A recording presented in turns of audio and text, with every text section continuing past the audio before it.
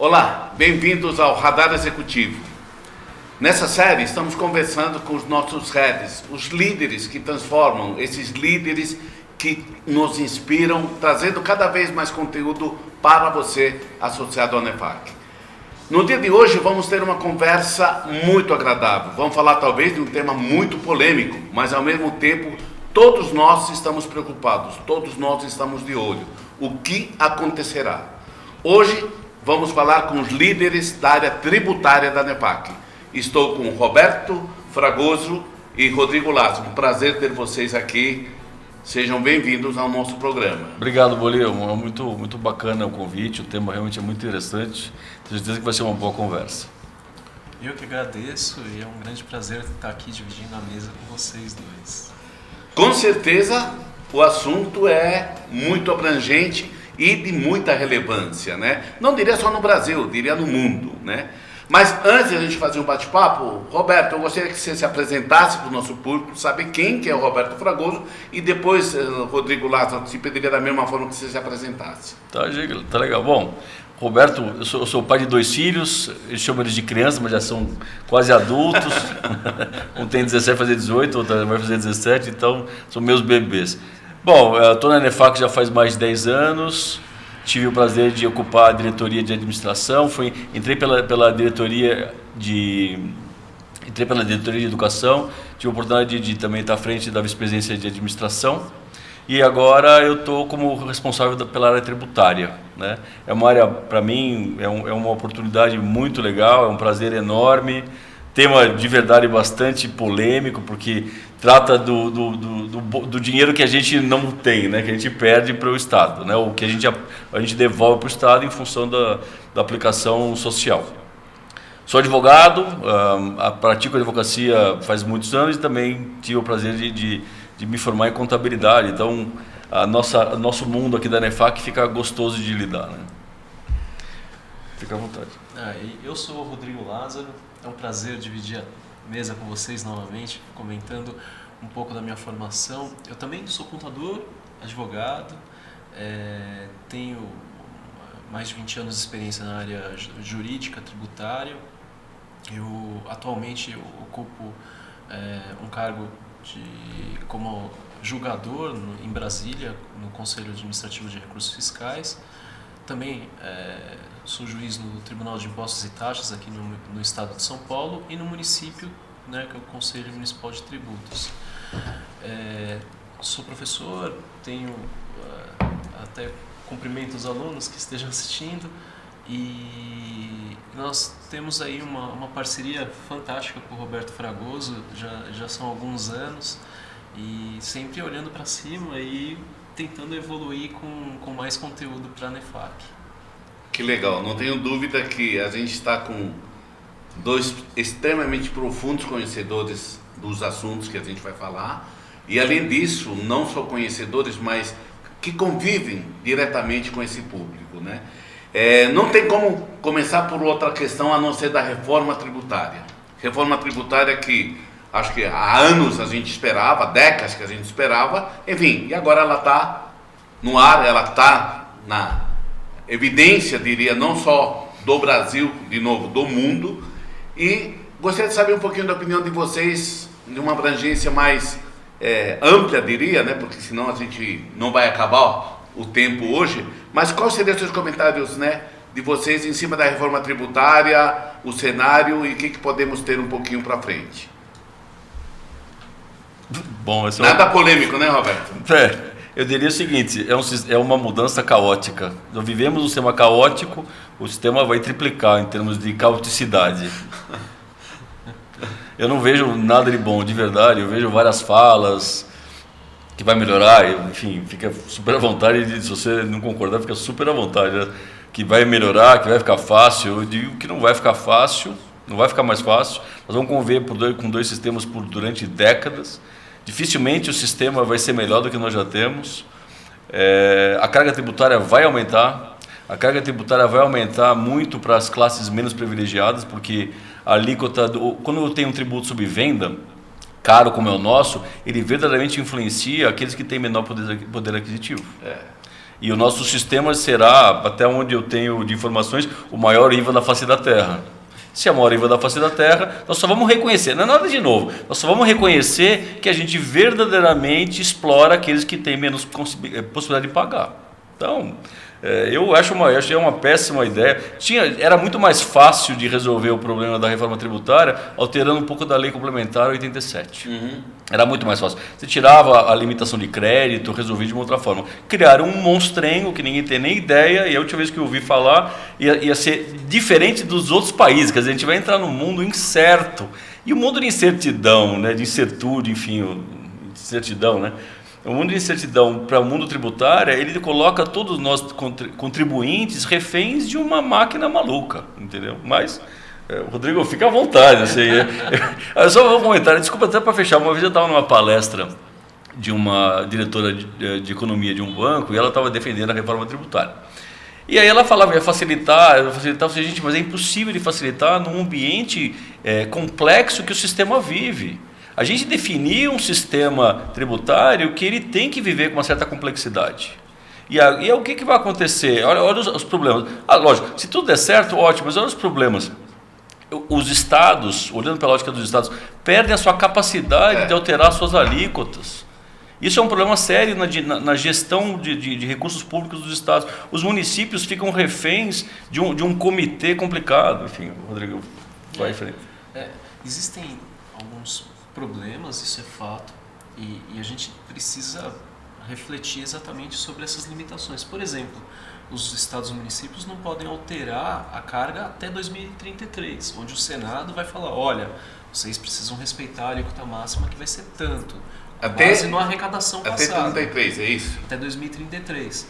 Então, de 2026 a 2033, a gente vai viver esse caos, que é o sistema ruim, e um sistema novo que ninguém conhece, que ainda vai ser regulado por, dizem que são 6 ou 7 leis complementares. Mas o ponto aqui é o seguinte, numa reflexão, como seria o novo sistema? A gente não precisaria olhar na ponta se ele é consumidor, não consumidor, se ele é contribuinte, não contribuinte. A gente colocaria o CNPJ ou o CPF daquela pessoa que é o destinatário da mercadoria, e o imposto vai ser calculado automaticamente. Isso seria um avanço. Só que, por outro lado... e outra coisa, a gente vai conseguir ver quanto que a gente paga de imposto. Porque o que acontece? Como o Roberto falou, limitações do crédito faz com que o imposto incida sobre imposto, ICMS em cima de ICMS. E aí faz com que a gente não enxergue quanto que a gente tem de carga. E é isso que ele falou.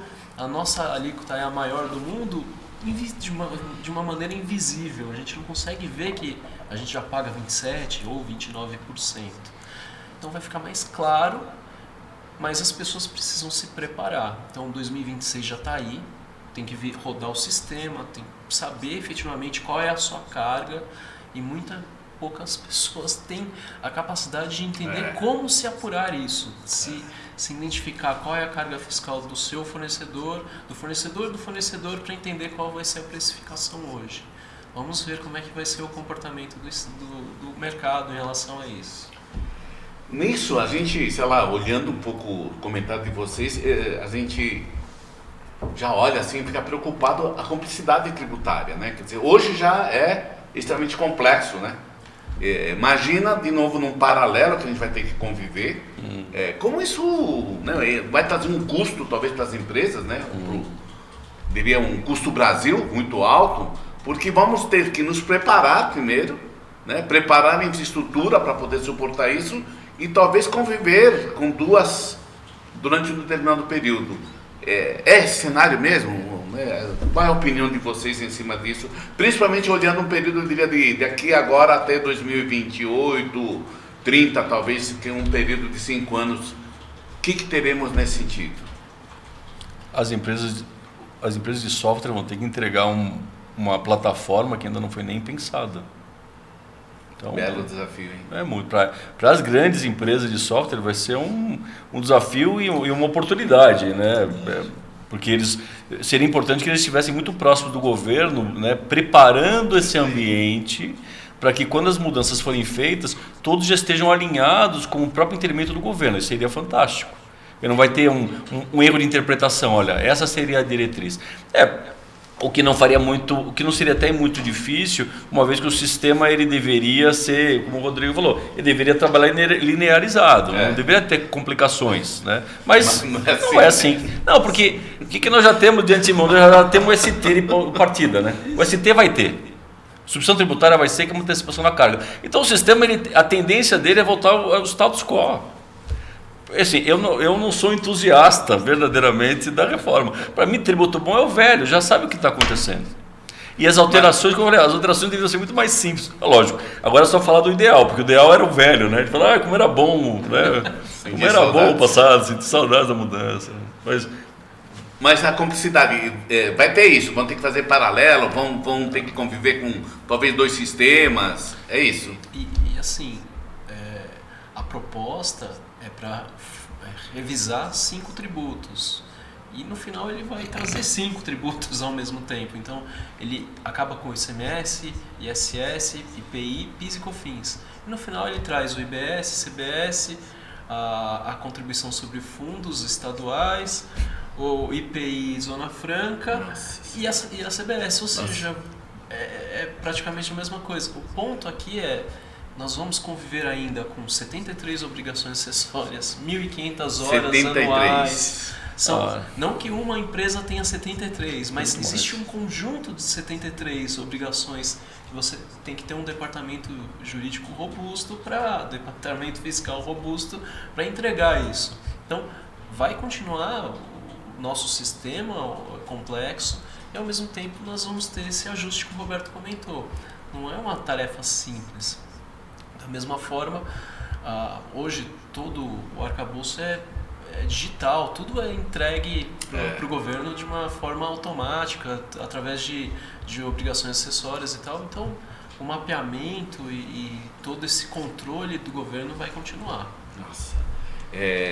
Vocês comentaram uma questão de tecnologia, né? Quer dizer, você fez um comentário que seria bom as empresas de software estarem lá, talvez em Brasília, discutindo e olhando um pouco isso. Tecnologia e tributos, quer dizer, é um casamento para a vida, né? Vamos estar juntos e cada vez mais juntos, é isso? Bom aquele tempo que nós vivemos, né? Que o livro de semestre era na mão. Nossa Senhora! Nosso livro 3 também, Exatamente. Fazer contabilidade na gelatina, né? É um mundo afetivo já, né? Mas não tem como. Hoje o sistema inteiro ele é controlado automaticamente. Então, desde 2010, pela implementação da nota fiscal eletrônica, a empresa emite a nota, ela vai ao site da Receita, a Receita valida e aí ela volta com a autorização e a nota sai. E é o caminho natural. Isso é muito bom. Eu acho que isso é muito bom. Porque, de alguma forma, a Receita consegue se antecipar em funções estatísticas, né? Qual é a forma de o que ela deve fiscalizar, o que ela deve aprovar. Olhando, por exemplo, o Rodrigo que mora lá no TIT, quer dizer, e a casa e o TIT, ele tem muito problema da questão da nota fiscal inidônea.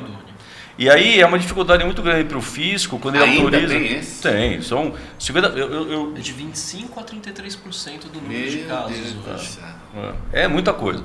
Por quê? Porque é um problema sério. Porque quando o fisco autoriza o estabelecimento, ele, pelo menos no passado, ele não fazia uma checagem adequada e detalhada onde estava o estabelecimento. Então, muitos dos autos de infração que são, o cara tem a foto do estabelecimento no meio da favela. E aí, hoje, essa ferramenta tende a trazer mais conforto, o que é muito bom, até em termos de concorrência econômica, porque o tributo é uma parcela representativa da margem de preço. Se consegue ter uma política de controle adequada, as empresas trabalharão em outras demandas que não seja concorrer com o mercado informal. Então isso é muito legal, mas nós temos muito que quebrar pedra para chegar nesse sistema, né? Inclusive a própria Receita junto, né? Saber onde estão seus gargalos, você tem 30%, 40% de inidôneo, ali sim é uma coisa muito importante para ela se preocupar previamente. Como é que você faz para garantir que o estabelecimento autorizado ele é verdadeiramente existente? O problema é que isso daí é um desafio que não é só brasileiro. Na União Europeia eles têm o mesmo problema do carrossel do crédito. Então, A reforma tributária hoje propõe que, se eu tenho saldo credor ou crédito acumulado, o governo vai devolver automaticamente, de uma forma rápida, em dinheiro para o contribuinte. E lá fora é a mesma coisa, mas a ciranda do crédito é assim: o fulano compra uma mercadoria com nota fria, simula uma exportação, o governo vê o crédito acumulado de imposto e dá em dinheiro, aquele cara some. Então, esses problemas que já são enfrentados lá fora podem ser repetidos aqui, e de uma forma um pouco diferente. Hoje a gente tem a nota inidônea, que é um crédito ruim. Pode ser pior, o dinheiro sair dos cofres públicos de forma ali de injeção do capital para um terceiro mal intencionado. Então, aí começam as complexidades. O governo fala: olha, então vou fazer com que você paga a nota fiscal, parte do dinheiro vai para o Estado e a outra parte vai automaticamente para o valor da mercadoria.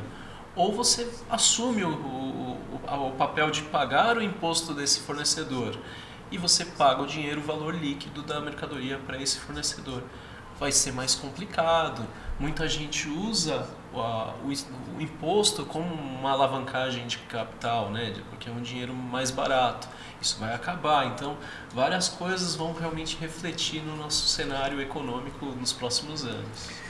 E aí uma preocupação que eu vejo que as empresas devem estar tendo dentro do cenário. Imagina quem tem um planejamento há 15 anos, 20 anos, ou um planejamento há 5 anos, imagina não fazer isso hoje ligado ao planejamento tributário, né? Como é que, né, vocês veem essas questões de mudanças, de algumas coisas ainda incertas, incentivos que talvez desapareçam e não tenham mais, plantas produtivas ou centros logísticos que talvez desapareçam?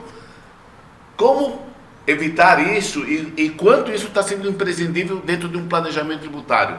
Eu acho que vocês também estão, assim como a tecnologia está com uma demanda, acho que vocês estão com um trabalho garantido até 2000 e, no mínimo 33, né, para poder atender toda essa demanda que tem, né? Mas planejamento tributário é imprescindível mais ainda?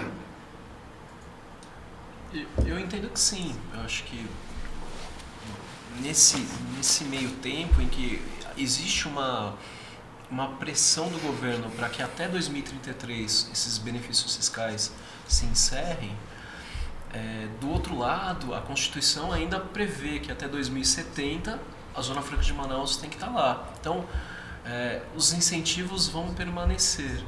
O que potencialmente pode acontecer em 2033 é que os municípios e estados vão ter aí depois a possibilidade de alterar as alíquotas. Aí as alíquotas podem ser alteradas sem aquela trava do Senado. Aí sim pode ser que aquela guerra fiscal de Osasco versus Santana do Parnaíba, que tem alíquota menor do que 2 e tal, pode ser que aí isso seja renovado. Mas aquele benefício, incentivo fiscal que não está na Constituição, pela emenda constitucional 132, não vai mais existir. Isso para varejo, para importadores, isso vai ser realmente um impacto muito grande. E pode gerar um custo altíssimo aí das organizações, né? Exato. Ou viabilidade de negócio. Também. Onde fecha-se uma porta, abre-se outra, né? Agora, é uma pergunta que é dificílima de sequer pensar, né? Qual é o efeito disso no médio prazo, período de 5 anos, por aí? Querendo ou não, e aí falando só sobre o ICMS, a gente poderia falar sobre qualquer tributo, e todos os tributos têm uma abordagem muito complicada quando a gente fala de incentivo fiscal. Porque todos os tributos, de alguma forma, se eles fossem fáceis, era uma alíquota só, linear e acabou. Mas não é isso. O problema é a quantidade de tratamentos diferenciados em função de um conceito de igualdade, né? Tratar os iguais de iguais, diferentes de forma diferente, e aí você tem esse monte de alíquota. O problema é quando a gente trata os iguais de forma igual e coloca as alíquotas diferentes dessa forma e dá uma confusão. Mas olhando só a questão do ICMS, se a gente olhar a nossa estrutura logística brasileira, ela foi profundamente afetada nos últimos 10 ou 15 anos por conta da obtenção de incentivos fiscais. O clássico era a guerra dos portos, então eu importava por um estado, não pagava o ICMS na entrada, tinha um mega no benefício na saída e era um lucro enorme. Então por isso que se operou com o porto de João Pessoa, Cabedelo, etc., do Pará, que a mercadoria de verdade vinha para o centro de São Paulo. Por quê? Porque o benefício econômico, o benefício do ganho tributário era enorme, comparando com o custo da logística de lá para cá, que são mais de 2.000 quilômetros. Então, mas justificava, seguro, frete, etc., ainda é barato em relação ao benefício fiscal. Agora, isso está posto, e isso é um negócio interessante. Se eu tiro o benefício, o que vai acontecer? A tendência é rediscutir o posicionamento desse centro de distribuição, por exemplo. E a hora que eu rediscuto o problema do centro de distribuição, eu começo a colocar em risco também os empregos gerados naquele centro de distribuição.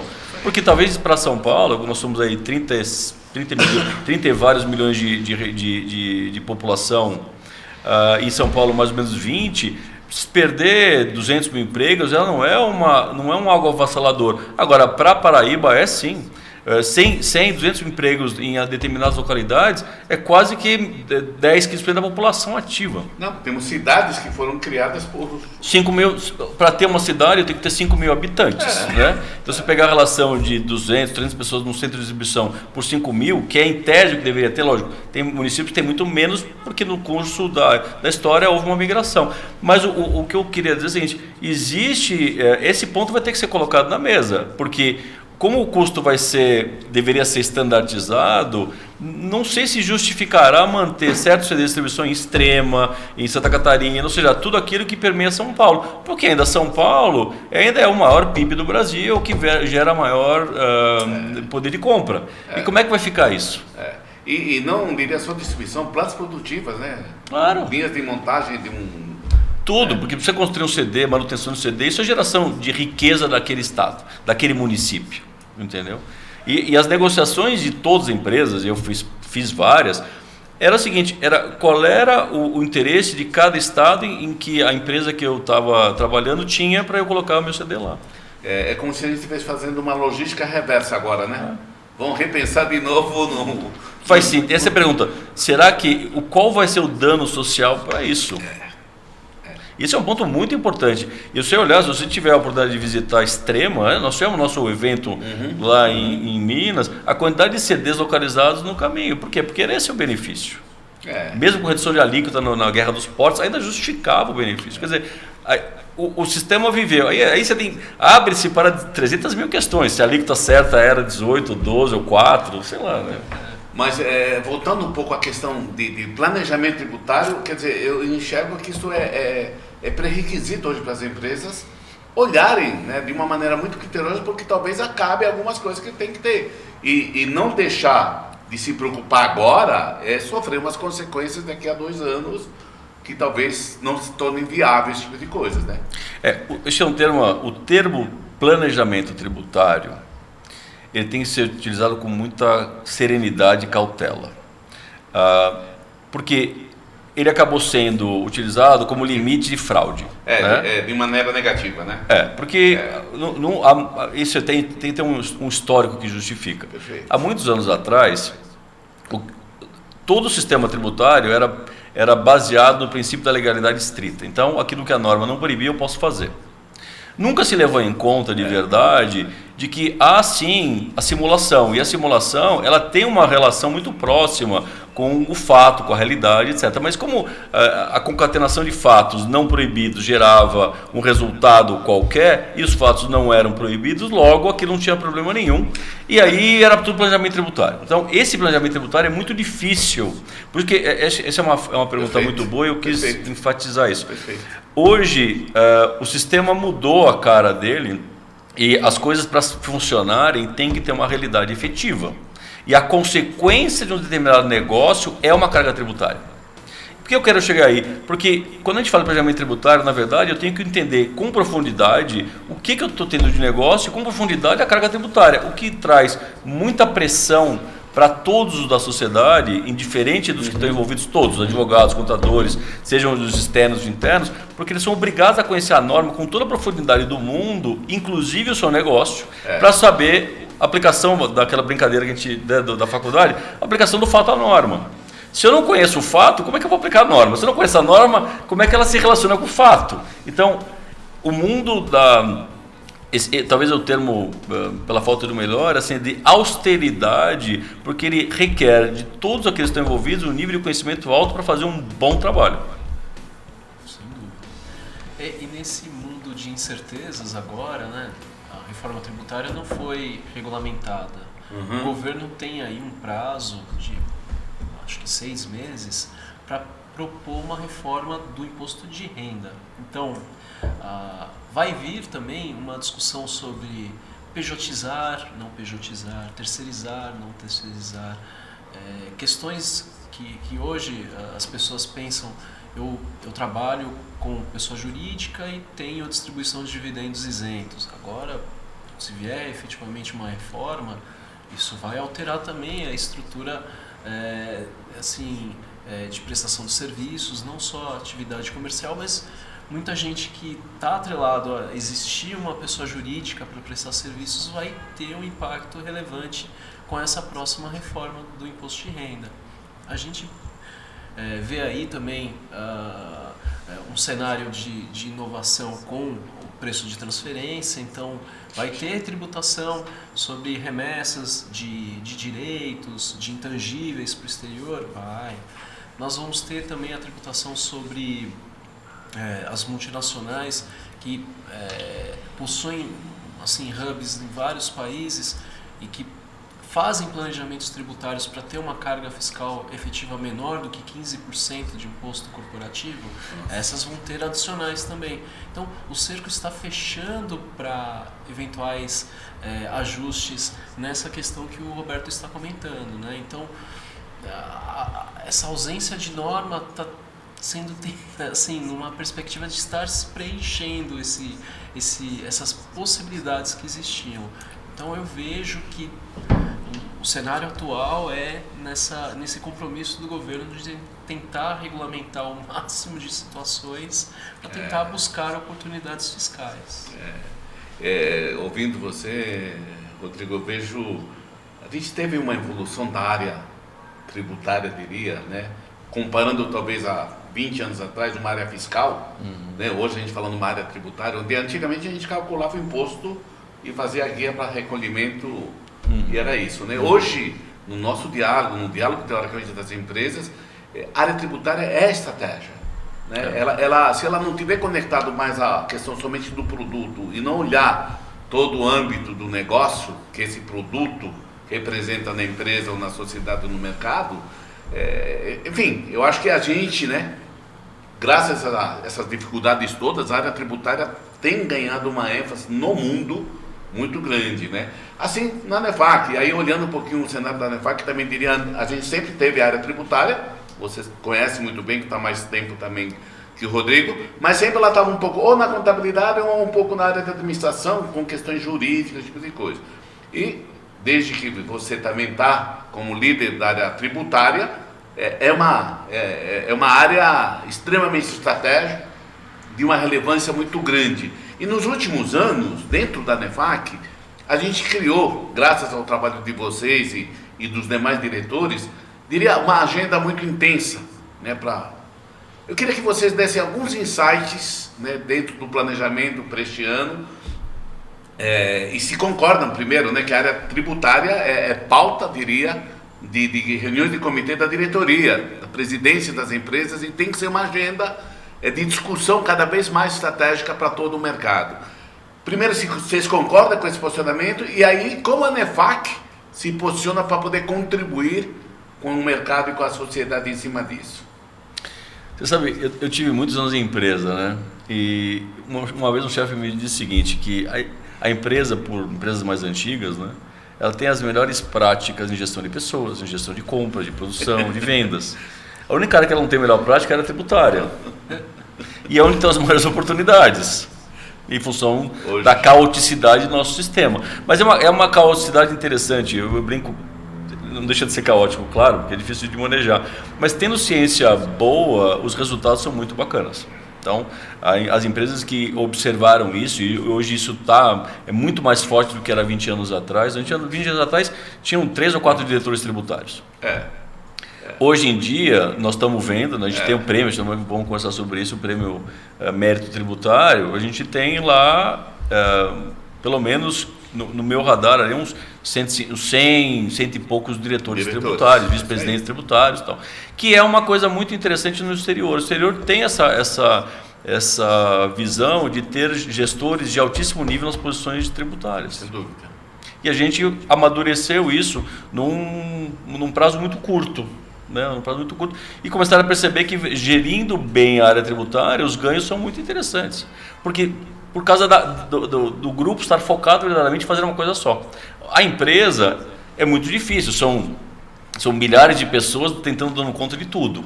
Quando você tem uma área tributária focada só naquilo, a chance de ter melhores resultados é muito maior. Inclusive, mensuração dos resultados oferidos, né? E uma área atuante para poder trabalhar com as demais áreas da empresa, entendendo as questões de tributo, né? Claro, isso de tudo é a parte mais nobre. Quando uma área tributária está muito bem posicionada dentro da empresa, a área participa dentro do projeto estratégico da companhia, dentro da área de compras, de logística, de produção, ou seja, tem alguém acompanhando os heads das áreas de verdade como um parceiro de negócio mesmo, né? Eu chamo de que é business partner, ou qualquer termo do gênero. Por quê? Porque algumas decisões bem tomadas previamente representam ou uma oportunidade de redução de custo ou uma oportunidade de redução de risco. O que vai influenciar de alguma forma em algum momento do tempo. Claro. Mas, antes do Rodrigo responder, quando a gente começou com a questão de ter a área tributária como uma área com um header específico em cima disso, já é um fruto desses desafios que você está comentando, né? Foi uma sacada muito boa da NEFAC ter tirado e dado independência para a área tributária. Não que ela não tinha um bom papel e feito um bom trabalho, fazia, mas a oportunidade de estar diretamente relacionada à estrutura pensante da NEFAC, isso ajudou a NEFAC a colocar a tributária como uma área estratégica dentro do contexto que atua, né? Isso aí. Fala um pouquinho, Rodrigo, você acha que dentro desse cenário, realmente, diríamos, 20 anos atrás, a área tributária ganhou um papel nobre nas companhias, nas empresas, né? E é curioso, porque o que o Roberto falou são dores que eu ouvi durante muitos anos. Eu sou da área tributária e sou o último a saber da operação. E aí depois a área tributária precisava organizar e tentar estruturar a operação como se não viabilizasse, para não inviabilizar o negócio e ao mesmo tempo evitar o menor risco em relação ao que pode acontecer. E isso que o Roberto trouxe, essa ideia do protagonismo da área tributária, traz uma ideia de excelência. Você evita essas situações de descompasso depois na hora de emissão de notas, de regularização da parte contábil. Então, tudo isso tem que ser casado para evitar esses riscos. É isso aí. Eu lembro quando você comentou isso, antes talvez a área tributária viabilizava o produto, mas não talvez aumentava o risco. Hoje não, né? Hoje pode viabilizar talvez alguns produtos evitando o risco, né? É uma gestão muito mais complexa. A gente tem dentro da agenda da NEFAC, eu diria, a questão tributária já nos últimos anos tem uma pauta cheia, né? Diria cheia num sentido amplo, porque todo mês sempre temos assuntos tributários que vocês e os demais diretores acabam trazendo. Este ano é alguma coisa repetindo mais ou menos no ano passado. Gostaria também de ouvir vocês um pouquinho sobre o mérito tributário, que já é o 5º ano que a gente está realizando esse prêmio e cada vez mais reconhecendo, como você falou, talvez esses 100 e tantos grandes diretores de empresas que têm uma preocupação e um desafio muito grande. Então, queria que vocês comentassem um pouquinho sobre a agenda e principalmente também que a área tributária está fazendo muita coisa cross que a gente fala dentro da NEFAC, né? Falando junto com governança, falando junto com o jurídico, falando junto com a administração. Enfim, queria ouvir um pouquinho vocês aí para os nossos associados, por favor. Tá bom. Bom, é um relato interessante, né? A partir do momento que a área tributária passou ao status de vice-presidência, a gente passou também a poder premiar o executivo. Antigamente, os prêmios da NEFAC eram focados à finança, administração e contabilidade, que é o nosso nome, né? Abreviação. A falta de poder premiar um executivo e poder tratar essa premiação de uma forma própria, isso nos ajudou muito a nos aproximar de uma área muito, muito sensível, que é o gestor tributário. Que não é fácil de reconhecer o mérito, porque, de alguma forma, o gestor tributário trata de uma área complicada, trata de uma área dentro da DRE extremamente representativa, cujo potencial é sempre os valores envolvidos, as discussões envolvidas são muito, muito representativas e difíceis de trabalhar. Mas a gente desenvolveu uma forma de avaliar o executivo que tem sido muito bacana. Os feedbacks que eu tenho recebido são muito bacanas e tem, pelo que eu tenho também notado, mudado ou ajudado os vencedores a ter uma representatividade nacional incrível. Muito bacana. Por quê? Porque a avaliação é feita nos pilares mais importantes da área tributária. Acho que tem várias questões aí importantes a serem colocadas. Primeiro, a avaliação é feita pela própria empresa. Então, nós não temos um critério subjetivo, e teria esse grande problema, a subjetividade de avaliar o executivo. Então, quem avalia o executivo é a própria empresa. Ao avaliar o executivo, a empresa vai tomar o ano inteiro, isso está dentro da estrutura do prêmio. Ele avalia em critérios objetivos que foram previamente discutidos com muitos dos executivos tributários e headhunters. Então, o trabalho foi bastante longo e criterioso para a gente definir pilares. Pilares são gestão de riscos, de oportunidades, de pessoas, de tecnologia e também de informações. Então, o executivo é avaliado pela sua empresa nesses pilares, o que é muito interessante, porque quem vai dizer como o executivo trabalhou é o próprio executivo que lida com o tributário, né? E a avaliação é feita pelo chefe desses executivos, na grande maioria, ou eu tenho o diretor financeiro, ou o diretor jurídico, ou o presidente, esse é o nível, no Brasil ou lá fora. E essa avaliação é ponderada, a gente tem uma nota e basicamente essa nota final para a avaliação. E o interessante, aliás, foi até a sua fala no prêmio retrasado, que somando o PIB do evento tributário, ele era maior do que o prêmio Transparência, que é um mega de um prêmio, né? Naquele momento a gente tinha lá Raizen, Petrobras, Atacadão, Via Varejo e outros demais, que somando dava uma boa parte do PIB brasileiro.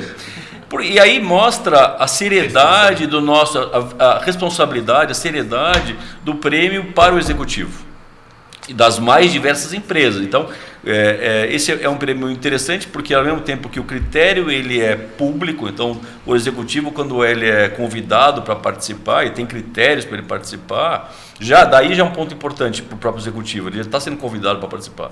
2, ele sabe exatamente o critério que ele está sendo avaliado. 3, o critério, a aplicação do critério, ele é auditado. Nós temos uma carta conforto dizendo que, olha, é aplicado linearmente, então não tem diferença de um para outro, e a gente fica numa situação muito confortável de ver e torcer para os melhores, são todos muito bons. Muito transparente, né? Muito. Seleção. Que é o nosso DNA, é a transparência, que aliás é exatamente o nosso prêmio é a transparência. Isso nos traz muito conforto de dizer, olha que bacana, e acho que eu também gostaria de enfatizar mais um ponto. Todos que participam são muito bons executivos. Então, quando eu vejo as notas finais, é como se eu tivesse um pelotão de elite dentro da elite. As médias são muito altas. E até uma tristeza ver que a gente não pode premiar todos, porque todos são excelentes profissionais. Os profissionais que aceitam serem avaliados são excelentes profissionais. A diferença entre um e outro é mínima. Centésimo às vezes. Só que é um critério objetivo e nós temos que respeitar, né? Senão não dá para premiar todo mundo. Além do prêmio tributário, a gente fez, há 5 anos já a gente tem um Tax Day, né? Onde a gente reúne os principais executivos, enfim, para poder debater assuntos de relevância. Este ano vamos ter o Tax Day? Vamos ter, tão robusto quanto o ano passado, é uma melhora. A gente começou tímido nos primeiros anos, com reunião de 1 hora, 1 hora e meia.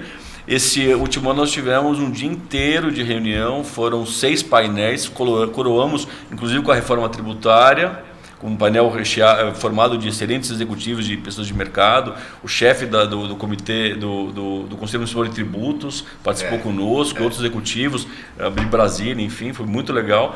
Mas como a gente tem buscado essa essa aproximação com os executivos, os painéis eram formados por executivos tributários que vieram apresentar as suas dores e seus amores para a plateia. Foi muito interessante. Mais de 30 speakers, mais de 30 executivos que levaram conteúdo no ano passado no TechStay. Esse teremos este ano também. Teremos este ano também. Muito bom. E temos também alguns temas que a gente fala mensalmente. A gente já fez, né, início de janeiro, você já bombando com 3 dias de muito rico de conhecimento e debates, né, sérios. E para o mês de fevereiro temos também algum insight, temos alguns temas que vamos abordar no mês de fevereiro.